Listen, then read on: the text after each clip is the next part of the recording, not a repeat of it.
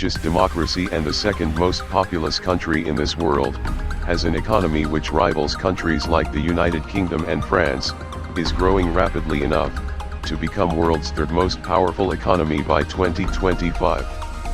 And thus it poses a threat to other powerful nations, like China, whose jealousy towards India is now known all over the world, and thus it becomes extremely important to be capable of tackling any aggression from other jealous nations, especially when the enemy is a superpower.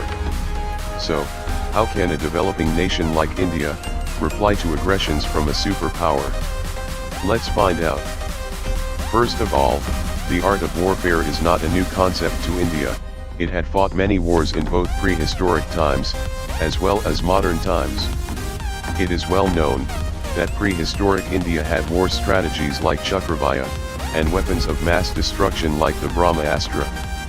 A Chakravyuha was a multi-layered defensive formation, used in ancient India to confuse the enemy, whereas the Brahmastra was the nuclear weapon of ancient India.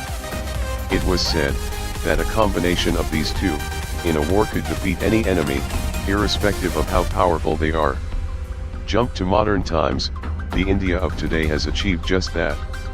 In the recent years, India has been successful in establishing a multi-layered defensive formation of its nuclear warheads. This formation is popularly known as the nuclear triad. A nuclear triad is a defensive formation with the capability of launching nuclear warheads from air, ocean, and land. A capability possessed only by elite nations like USA, Russia, and China. The purpose of having a three-layered nuclear capability is to significantly reduce the possibility that an enemy could destroy all of a nation's nuclear forces in a first strike. This, in turn, ensures a credible threat of a second strike, and thus increases a nation's nuclear deterrence.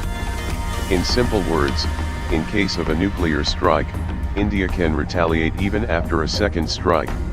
India, with the commissioning of INS Arihant, last year in August 2016.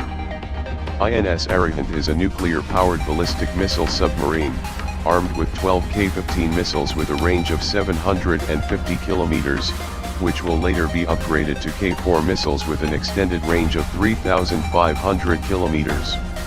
India has nuclear-capable fighter aircraft such as the Dassault Mirage 2000H, Dassault Rafale, MiG-29, Sepakat Jaguar, and Sukhoi Su-30 MKI, armed with air-launched BrahMos A missile, which conducted successful tests last year in June 2016.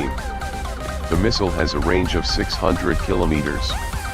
Land strike capabilities are under the control of surface-to-surface missiles such as the Agni-3 and Agni-4. In addition, the 5,000 to 8,000 kilometers range Agni-5 ICBM was also successfully tested in April 2012, and inducted in 2016. Now, the only nations more powerful than India are USA, Russia and China.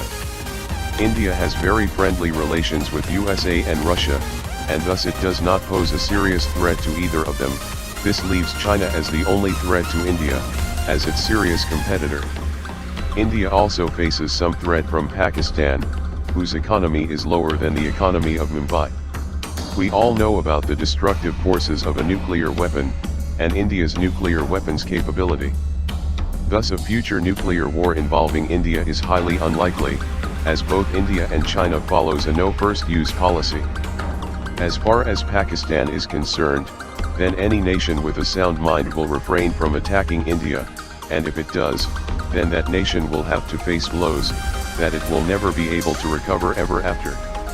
And if USA or Russia ever attacks India, then there may not be any winner.